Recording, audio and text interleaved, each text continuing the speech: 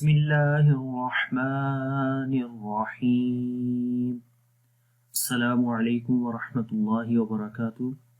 میرا نام حافظ بلال احمد ہے اور انشاءاللہ آج کے اس نورانی قاعدہ کے سبق نمبر 4 میں ہم حرف سا پڑھیں گے۔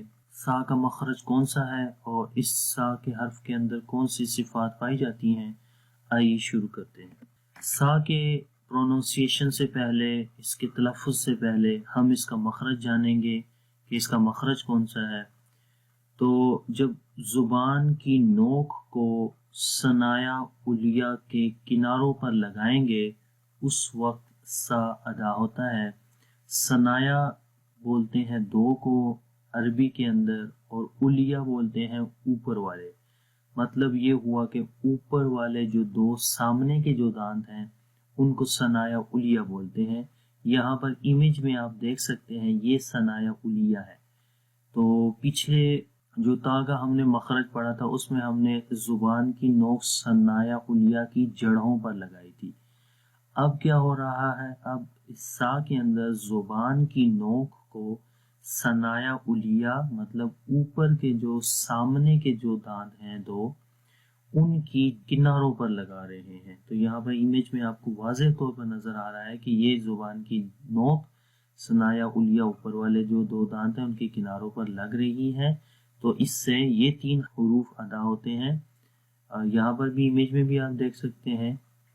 تو 3 حروف ہیں و، ذال، سا۔ تو ہم ابھی سا پڑھ رہے ہیں، تو اس حرف کو نرمی کے ساتھ پڑھتے ہیں۔ اس کا مخرج آپ کو پتہ چل گیا ہے۔ اب اس کی ہم پریکٹس کریں گے۔ آپ نے میرے ساتھ پڑھنا ہے سا، سا، سا۔ سافٹ آواز رہے گی اس کے اندر اور اس زبان کی نوک اوپر والے دانتوں کے یعنی ثنایا علیہ کے کناروں پر لگے گی۔ اس کی مثالیں پڑھتے ہیں۔ سا زبر سا۔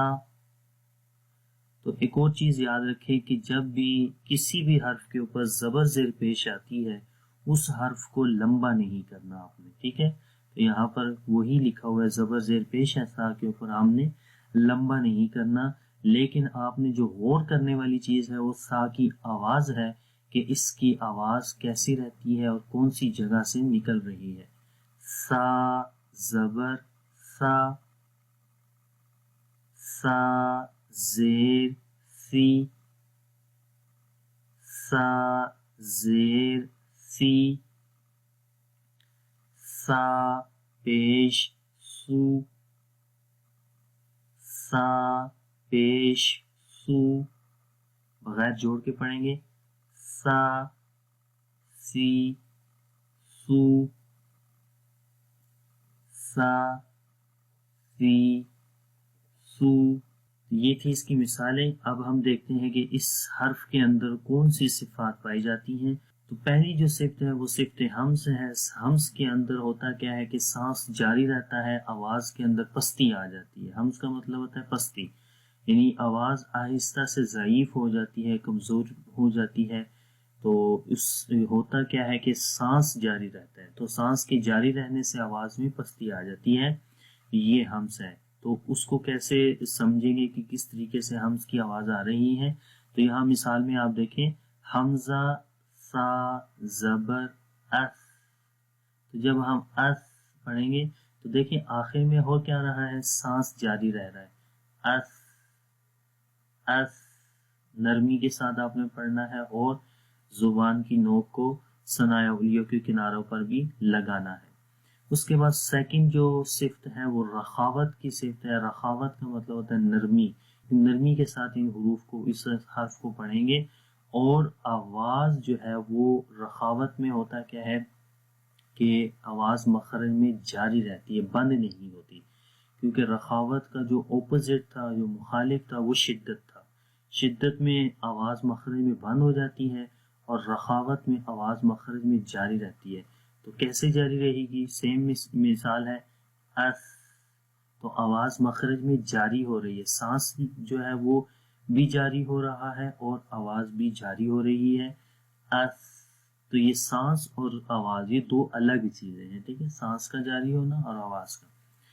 تو ہم پڑھتے ہیں دوبارہ، حمزہ سا زبر اس اس، ٹھیک ہے۔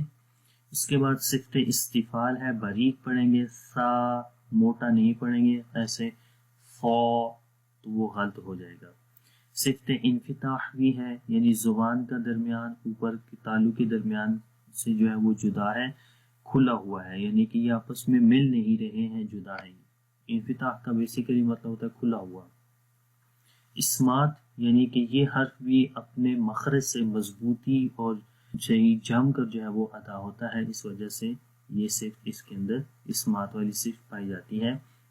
اب اس کی مثالیں یہ والی پڑھتے ہیں، حمزہ سا زبر اس، دیکھیں صفت حمز بھی ہو رہی ہے، رخاوت بھی ہو رہی ہے، یعنی سانس بھی جاری ہو رہا ہے اور آواز بھی کنٹینیو ہو رہی ہے، جاری ہو رہی ہے مخرج میں۔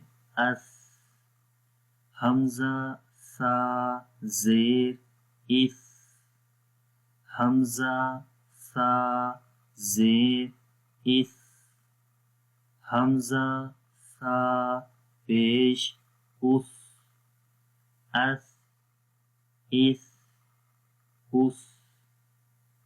تو امید کرتا ہوں کہ یہ سا کے حوالے سے بھی آپ کو مخرج کا بھی اور صفات کا بھی پتہ چل گیا ہوگا۔